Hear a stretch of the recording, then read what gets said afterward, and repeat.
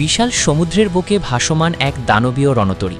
দূর থেকে দেখলে মনে হবে এটি একটি এয়ারক্রাফট ক্যারিয়ার, কিন্তু এর আসল ক্ষমতা মার্কিন নৌবাহিনীর সবচেয়ে বড় এয়ারক্রাফট ক্যারিয়ার বা সুপার ক্যারিয়ারকেও হার মানিয়ে দেয়। এটি এমন এক যুদ্ধজাহাজ যা অর্ডার পাওয়ার মাত্র 6 ঘন্টার মধ্যে যুদ্ধক্ষেত্রে ঝাঁপিয়ে পড়তে পারে, যেখানে একটি সুপার ক্যারিয়ারের সময় লাগে 72 ঘন্টা। সমুদ্রের বুক চিরে শত্রু সীমানার মাত্র 10 মাইল ভেতরে ঢুকে জল এবং আকাশ দুই পথেই একসঙ্গে ধ্বংসযজ্ঞ চালাতে পারে এই গোপন দানব। আমেরিকার সবচেয়ে জটিল এবং বিপজ্জনক অপারেশনের মূল কেন্দ্রবিন্দু ইউএসএস বাতান।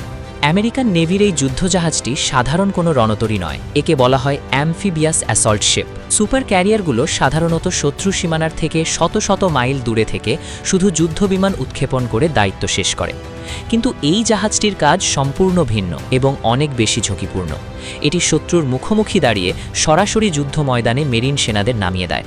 একই সাথে আকাশের নিয়ন্ত্রণ এবং সমুদ্রের তলদেশ থেকে স্থলভাগের সেনা ও ভারী অস্ত্র মোতায়েন করার মতো দুটি চরম বিপরীতমুখী অপারেশন এই একটি মাত্র প্ল্যাটফর্ম থেকে পরিচালনা করা হয়। নৌবাহিনীর ইতিহাসে একে সবচেয়ে জটিল এবং বহুমুখী যুদ্ধজাহাজ হিসাবে গণ্য করা হয়, যার ভেতরের প্রযুক্তি এবং অপারেশনাল মেকানিজম সাধারণ মানুষের কল্পনারও বাইরে। ইউএসএস বাতানের সবচেয়ে বড় শক্তির জায়গা হলো এর বহুমুখী ডিজাইন। এর ওপরের অংশটি দেখতে এয়ারক্রাফট ক্যারিয়ারের মতো বিশাল এক ফ্লাইট ডেকের সৃষ্টি করেছে, যেখানে কোনো ক্যাটাপাল্ট বা অ্যারেস্টিং গিয়ার ছাড়াই হ্যারিয়ার এবং অস্প্রের মতো ভার্টিক্যাল টেক অফ ও ল্যান্ডিং করা যুদ্ধবিমান ওঠানামা করতে পারে। কিন্তু এই জাহাজের আসল রহস্য লুকিয়ে আছে এর তলদেশে।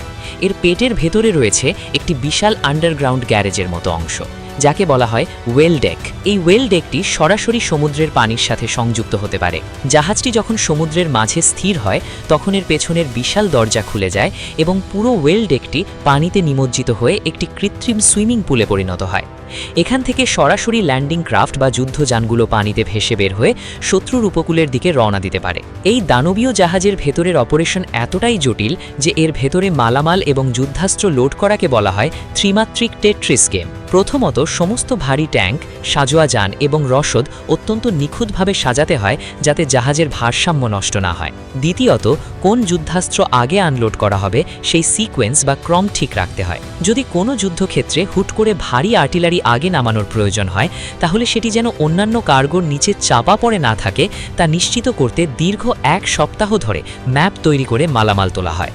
শুধু তাই নয়, এই জাহাজে 11 জন আবহাওয়া বিশেষজ্ঞ সার্বক্ষণিক কাজ করেন। প্রতি ঘন্টায় সমুদ্রের স্রোত, জোয়ার ভাটা এবং বাতাসের গতিবেগ পরিমাপ করা হয়, কারণ জোয়ার ভাটার সামান্য তারতম্যে কোটি ডলারের ল্যান্ডিং ক্রাফটগুলো সমুদ্রের কাদায় আটকে যেতে পারে, যা পুরো মিশনকে ধ্বংস করে দেওয়ার জন্য যথেষ্ট।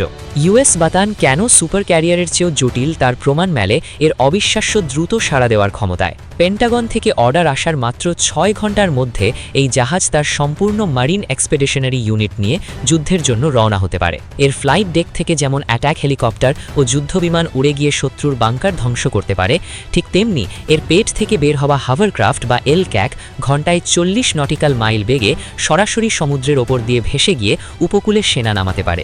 এটি সমুদ্রের বুক থেকে সরাসরি ল্যান্ড ফোর্সের লজিস্টিক্স, এয়ার সাপোর্ট এবং কমান্ড সেন্টার সবকিছু একাই নিয়ন্ত্রণ করে। এর স্ট্রাইকিং ক্যাপাবিলিটি বা আঘাত করার ক্ষমতা যে কোনো দেশের উপকূলীয় প্রতিরক্ষাকে মুহূর্তে গুড়িয়ে দিতে সক্ষম।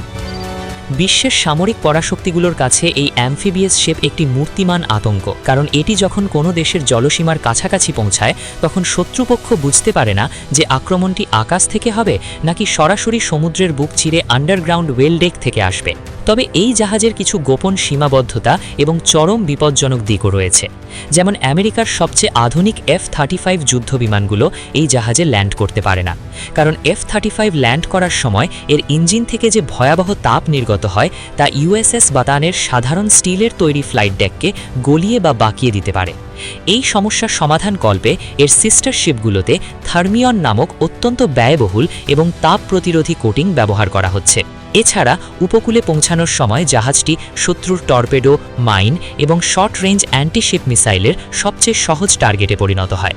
সমুদ্র থেকে স্থলভাগে সৈন্য স্থানান্তরের এই ট্রানজিশন পিরিয়ড বা অন্তর্বর্তীকালীন সময়টাই হলো মেরিন সেনাদের জন্য সবচেয়ে ঝুঁকিপূর্ণ মুহূর্ত। শত্রু সেনাদের ভারী ডিফেন্স লাইনের মুখে মাইনে ভরা সমুদ্র সৈকতে এই দানবীয় জাহাজ যেভাবে নিজের সেনা ও প্রযুক্তিকে সমন্বয় করে তা আধুনিক সামরিক বিজ্ঞানের এক অবিশ্বাস্য ইঞ্জিনিয়ারিং।